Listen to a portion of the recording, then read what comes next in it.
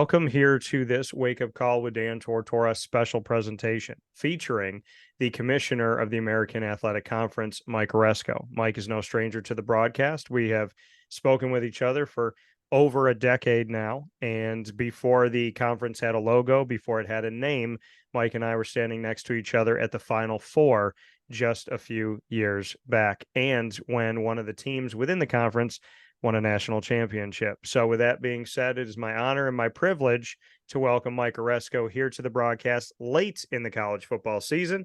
Mike, how are you? Hey, how are you, Dan? Good to see you, and always I'm happy to be with you. And it's a gloomy day here in Dallas. It's raining. We had some thunder, and I know New Orleans is going to be iffy this weekend in terms of weather. Yeah. But great to be with you as always. Thanks for having me. Yeah, absolutely. And you talk about the gloomy weather. I'm gonna set this up and look at the preseason, right? When we have the college football rankings in the preseason and the AP and in the coaches poll, it seems that there's certain teams that are typically stacked at the top, right? And in recent history, Georgia over a long period of time, Alabama, but for these last few seasons, Michigan and Ohio State. Now their out of conference schedules do not really bode well. You put Notre Dame on the schedule, but Notre Dame has not had a good season. They have multiple losses.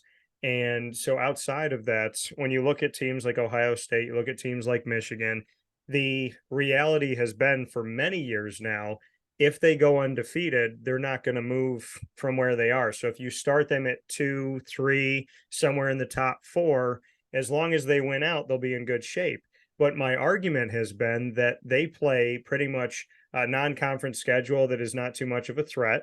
And we know the American Athletic has to play a tough non-conference schedule. The Big Ten does not. Once the Big Ten gets into scheduling, as an example, Michigan does not play a ranked team really until toward the end of the season. And those teams are ranked within their conference. And a team like Penn State hadn't played really any ranked teams, but they get a top 10 ranking.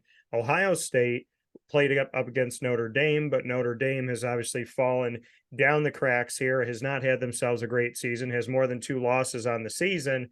And then they play Michigan at the end of the season, and it looks like a matchup of 2 top 3 or top 4 teams, when in actuality, a Michigan and Ohio State Big Ten set up in the preseason to succeed. And if they falter or if anything goes on, there's excuses made, where the American Athletic Conference, UCF does not start in the top 4 back in history. Cincinnati did not start in the top 4 back in history. Tulane has a phenomenal season last season. They defeat Caleb Williams and USC in the Cotton Bowl. They do not have a top 10 ranking going into the season. And the knock is, well, they don't play ranked teams during the season. They're not this, they're not that. So my question to you is, to use the Big Ten and the American as some juxtaposition, do you see that some teams are set up to succeed and other teams are set up to fail? And that if the American doesn't play ranked teams in conference, it holds a lot of weight in keeping them out. But when the Big Ten plays a bunch of unranked teams, they're protected essentially into the college football playoff ranking. It just seems to me that there's a very clear distinction of the same rules not being for different conferences. There's a different set of rules per whatever conference you're in. Well, it's a hard one because we do know that those teams are good teams, the ones you're alluding to, they're good teams. And sometimes their schedule is set up a certain way and then it doesn't pan out.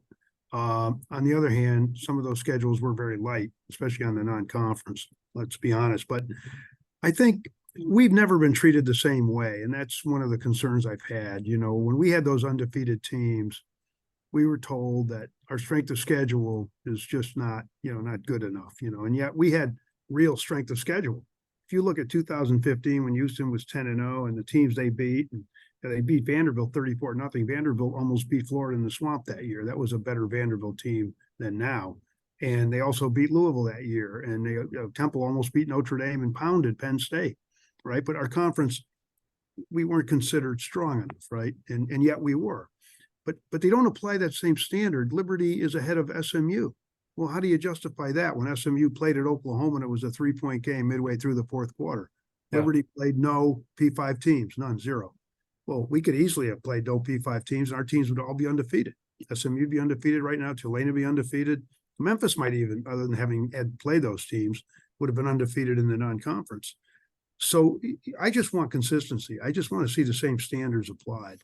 And yes, we've always been in a situation where if we lost a game, if we had been beaten by 17 points at home by Louisiana, we would not even be in the rankings. Iowa State was ranked ahead of an undefeated and outstanding Cincinnati team with 2 losses, and one of them was just at home by, Louisiana, 17 points.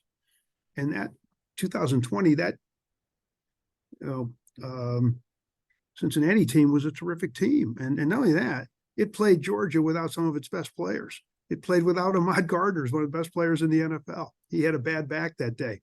They played without James Wiggins, NFL draft pick. They played without their left tackle, got thrown out for a silly little headbutt in the first half. It probably the kind of thing that in the old days, okay, you get 15 yards for sure. You don't necessarily need, it wasn't like you went and charged somebody and targeted them. So, in the end, we also, I think, had our top running back did not play in that game, and yet they still had the game won and made an error toward the end on a play call. And that was against a Georgia team that was one of the best in the SEC. And Kirby Smart said after the game, that's a quality team. He said they take shots at that league, but that's not fair. That team's really good. And it was. And it should have won that game. But the point is they were ranked behind a 2-loss team that was defeated at home by, a Sun Belt team by 17 points. So again, I just want to see consistency. I don't want to see bias toward, anybody, toward us either, in that sense. But SMU this year has played a tough schedule in terms of non-conference. You played at TCU in a rivalry game, 14-12, 10 at the half, 27-17 with a minute left. You're not disgraced. And by the way, TCU up and down this year, but you scheduled them knowing it's a rivalry game. You want to play them. They're in the national championship game the year before. And not only that, this year they gave Texas all they wanted. Oklahoma, is going to be a powerful team, and they were, and you played them on their turf. Would any of those teams that are competing be able to have done that against Oklahoma? I doubt it. I really doubt it. So, that's what we're dealing with here. And I think you need to set a precedent, it seems to me, to make sure that the schedule does matter, because you say it does. You say the strength of schedule matters, and we've been hurt by it for years. Yeah. UCF had 2 undefeated seasons and never got in the playoff because supposedly strength of schedule. Nonsense. They were a terrific team, and they played a good schedule back then. But it was held, and they played P5 teams. But and then they beat Auburn the year before. They beat Auburn. They beat Auburn. They were number 7 in the country. They'd beaten Alabama by 2 scores, and they beat them. And they played really well against them. And I heard from a lot of people that said they're proving that you belong. That's all you can do. But the one thing I refuse, I don't lobby when there's not a reason to lobby. We've had some teams over the years, not too many, but we've had a few. 2016 comes to mind, 2019. We didn't have a team that was in, for instance, the CFP contention, playoff contention, right? And I never said they were. This year, we have the best teams in G5, and the winner of our championship game should be on New Year's Day. It's that simple in my view. We have the 4 best teams. It's too bad that Memphis, they lost, but to a really close game to Missouri. How good has Missouri been all year? Yeah. And it was in St. Louis when it should have been at Memphis, but Missouri got it moved. And then you look at, we played at Oklahoma, we played Ole Miss. We played 3 10-2 teams that are right on the cusp of playoff and New Year's Six, right? They're not going to be in the playoff, obviously, with 2 losses. But the point is that, by the way, let me get this schedule here. Our league, what we do, played Notre Dame, at Tennessee, at Georgia, at Miami, at Michigan, at Texas, at Houston, plus Houston also a home game, at Maryland, at Oklahoma at home, at Rutgers, Ole Miss, at Washington, at Clemson, Oklahoma, again, as I said, home and away, Alabama home, at Florida, at Illinois, at Missouri, basically in St. Louis, at TCU. How's that for a schedule? Is there anybody virtually that we didn't play? That just shows you what kind of conference we are. And that means that's why we didn't have as many bowl teams, because we played a schedule like that. We'd have a dozen bowl teams if we played a schedule that didn't involve any of these teams. We'd win those non-conference games, and all you'd have to do is win 2 games in your conference, right? And you're a bowl team. We don't do that in this conference. We never have. And I think we should frankly reap the benefits of that. And we'll see. That's all I can do is lobby and talk what I think is the truth. And we'll see what happens. Yeah, here with Mike Aresco, the commissioner of the American Athletic Conference this morning on Wake Up Call with Dan Tortora, and definitely appreciate having Mike on as always. You know, Mike, when we're looking at this, like you said, and who you're willing to play outside of the conference, I mean, you've understood and your institutions have understood that you have to go out and challenge yourselves. And you talk about the Tennessees and the Oklahomas and the Oklahoma States and the Georgias and the Alabamas and the Washingtons and Ohio States and Michigans and so on and so forth. You're playing what some consider to be the best teams in the nation. You're putting yourselves in those places to say, you know, where are we? And stacked up with these teams. What are we doing? And there's been moments against Oklahoma State. There's been moments against Oklahoma. There's been big wins that have come through there. I mean, I look at South Florida, first year under Alex Golish, had to find an entire half of his team in high school, JUCO, and through the transfer portal, had to find 50 some odd spots on his roster. Not only are they going to a bowl game, they finish in the top 5 in the American, and they gave Alabama everything that Alabama could handle, kept him under 20 points, and that game was 17-3, but it was a lot closer later in that game. I mean, who's holding Alabama down, and who gave South Florida any chance? What did Vegas have Alabama as a 30-point favorite? So, you know, when you look at this, where my frustration comes is that all of the arguments that have been against the American have not been against the Big Ten. They have not been against other conferences that are out there. If the Big Ten plays an entire unranked schedule, it doesn't matter. If you play an entire unranked schedule as an American team, well, then you're considered to not be quality, and it doesn't matter who you beat, and it doesn't matter what you've done. Tulane goes into the Cotton Bowl. They beat Caleb Williams and USC. They come into the preseason rankings in the bottom part of the top 25. They have stayed in the bottom part of the top 25. They have one loss this season, yet they're in the bottom part of the top 25. Why is Tulane beneath teams that have 4 losses and 3 losses in the college football playoff ranking? Yeah, Dan, I think it's in part because they just assume we're not as good, you know, and therefore we can't afford those losses, right? We can't afford to slip up. Whereas these other teams are viewed as much stronger, and maybe they are. I don't know. You know, you could argue that we've had a pretty good record when we play them, right? Our New Year's Day record is 4-4, and it should have been 5-3. Let's be honest. We outplayed, you know, Georgia, and we never lost by more than, you know, basically a score. I mean, I think Penn State might have been a little more, but Penn State Memphis was a close game right to the end. Penn State, you know, was on the cusp of the playoff that year. I just think there's an assumption that we're not as strong, and we just have to deal with that, you know, because we're partly it's branding, right? We're a G5, right? You know, Tulane's a very solid team, very good team. You know, they went toe to toe with a good Ole Miss team, and you know, with their quarterback Michael Pratt playing, they might have won. You know, they've been playing this season too without 2 of their best wide receivers. They haven't played in a long time, and they've been winning, and they're very strong, you know, and very sound fundamentally. You know, they're very well coached by Willie. You know, they tackle the right way. They block. My old high school football coach would have been proud of them. They do all the things you're supposed to do. But, you know, Dan, we just have to live with that. You know, we've got this branding issue. You know, we do the best we can. That's why we schedule the way we do, though. And in fairness, we didn't win, you know, virtually any of those games. You do need to win some of them, even though if we had played middle level P5 teams, I'm sure we would have won our share, right? But when you play a schedule this tough, all the best teams, you want to win a few. And I think over the years, some of our teams would have. You know, Houston had 2 top 5 wins back in 16, right? In 15, they were capable of doing it. UCF had top wins against top 10 teams. We finished in the top 10 virtually every year of the decade, right? You know, UCF beat a top 5 Baylor team, right, and killed them in 2013 season. Beat Auburn, yep. So we've done it. We just didn't do it this year. And remember, we've also got a reinvented conference. You know, we brought in 6 new schools. UTSA did really well. Some of the others struggled. Some of our incumbents have struggled, Temple and Tulsa.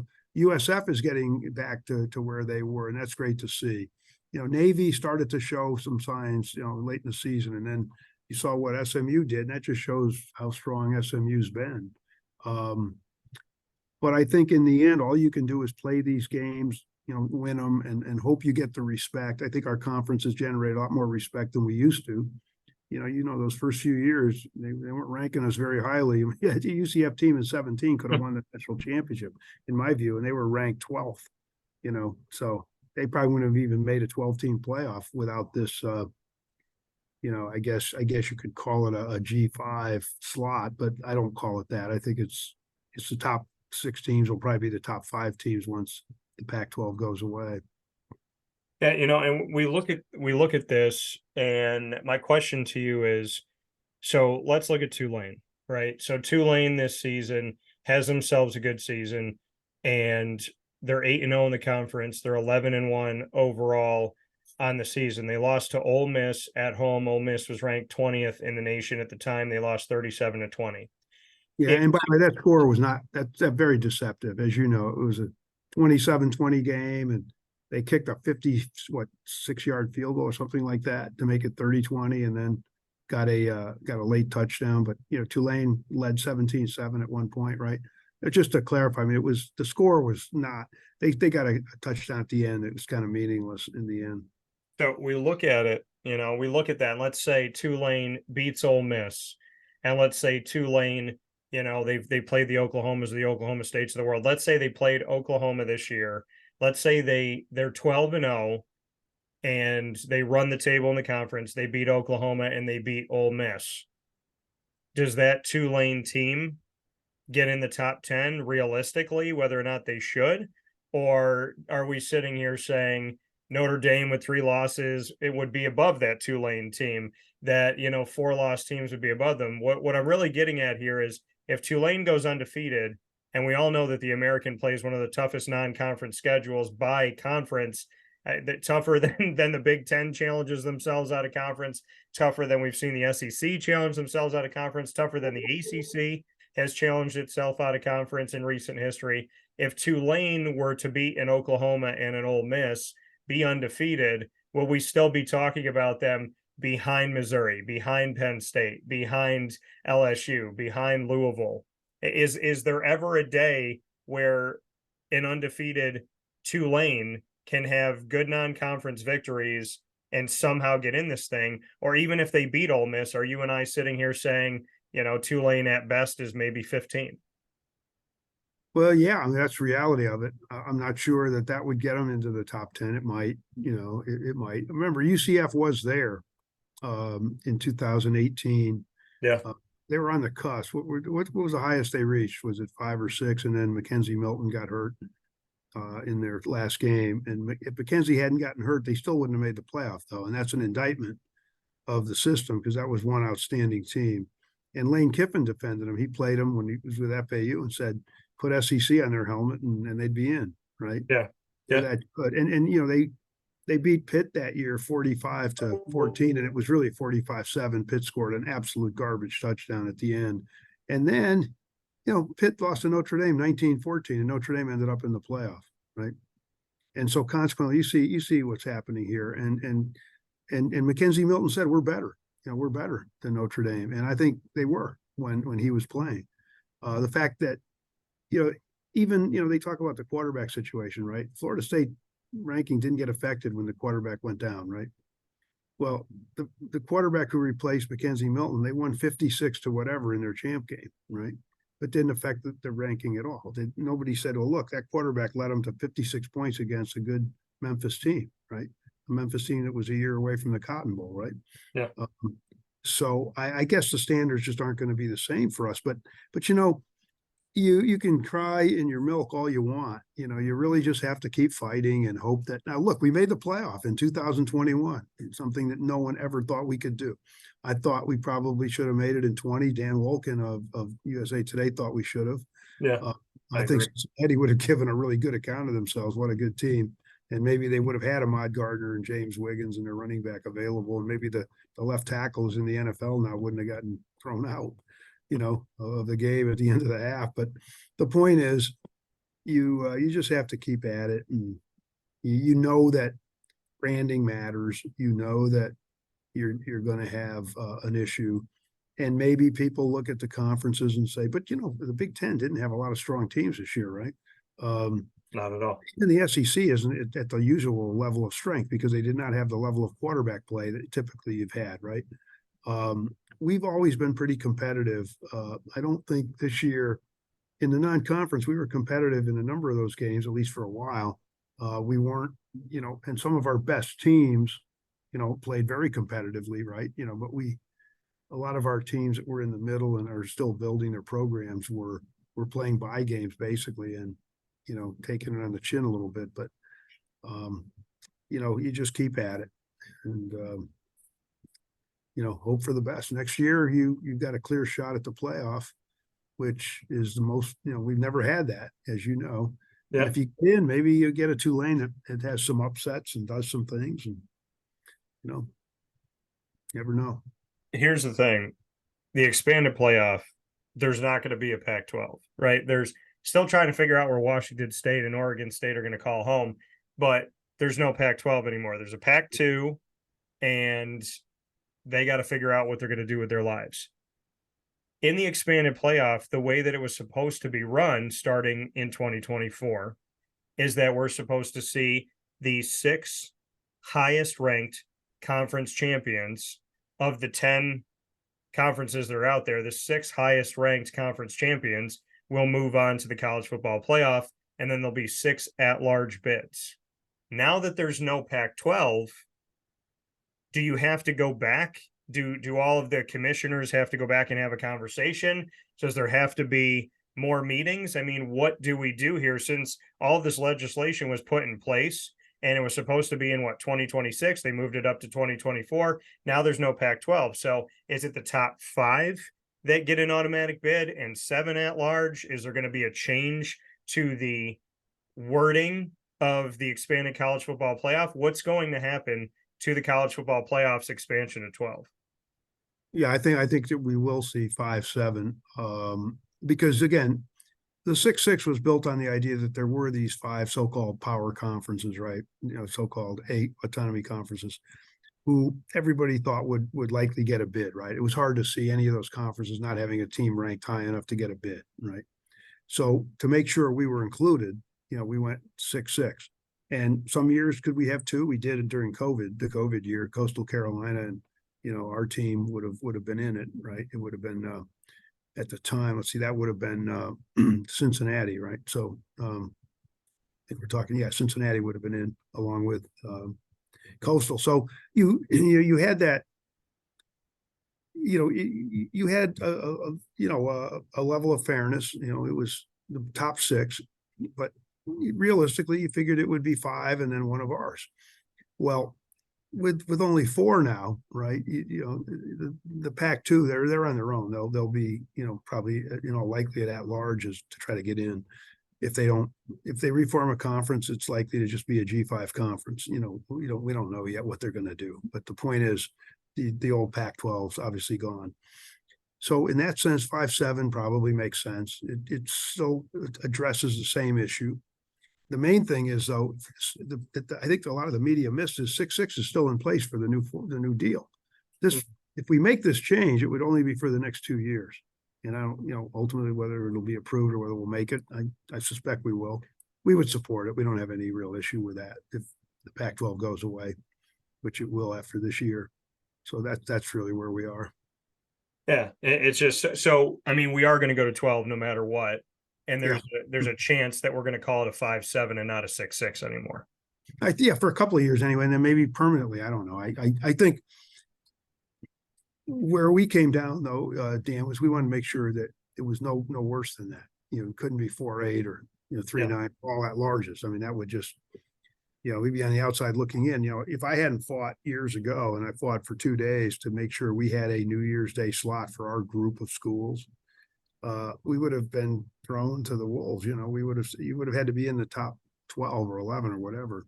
in order to get into and we wouldn't have been allowed. We were kept out. We were, that excellent Houston team was ranked 18th at one point, 10-0. We had teams that were outside the top 12 or, right at the cusp.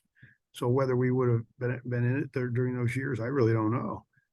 But having that slot was really important. And I think that's what this new playoff, the playoff wanted to be inclusionary, not exclusionary. And, I don't know if that's inclusionary is even a word, but the point is you really have a situation where you didn't want to leave out 70 schools who play good football, right? Yeah.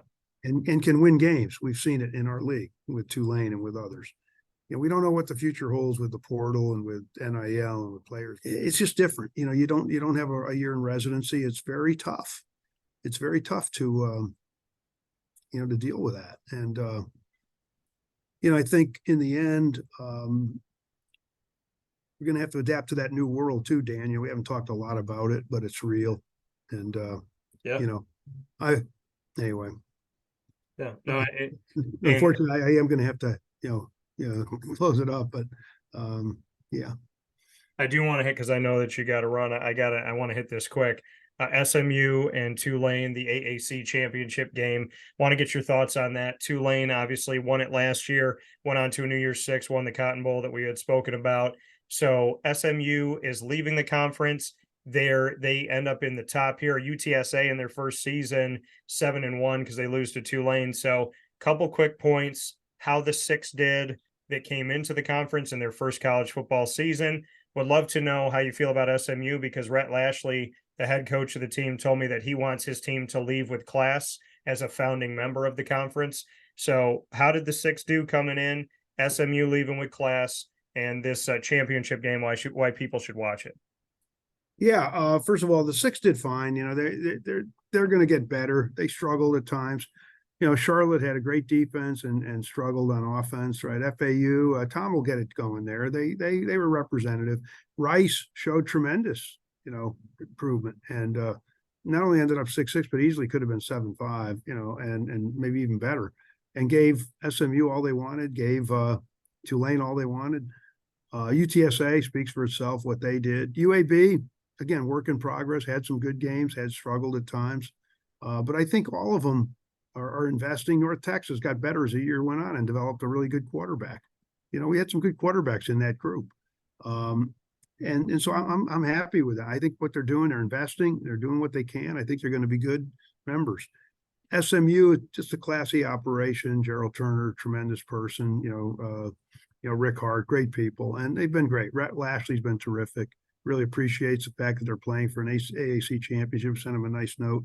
He understands it's part of the legacy that they'll always have. They're going to the ACC. Okay, that more power to them, and we wish them well there. And I think they'll be competitive there. In the meantime, in the championship game, going to be a good one. I mean, people are saying, well, they lost their quarterback. Yeah, but the backup's pretty good, and that's a good SMU team. And but so is Tulane, and Tulane will be a formidable opponent. The weather could be a real factor, and it could be delays with thunderstorms. We don't know. We have no idea yet how it's going to be, but the forecast is looking good. So, and we've been lucky. The three important games I've been at Tulane the last few years, the weather's been perfect, and here we have one that might not be, but no, it's going to be an excellent game. Those are really two good teams, and the winner really should be the G5 representative in my view. But so anyway. That coming from Mike Aresco, the American Athletic Conference Commissioner. Mike, as always, I appreciate digging in to the conference as well as the grander picture of the collegiate world across the country. I thank you for your time. I pray safe travels for you. And as always, I cannot thank you enough for taking some time.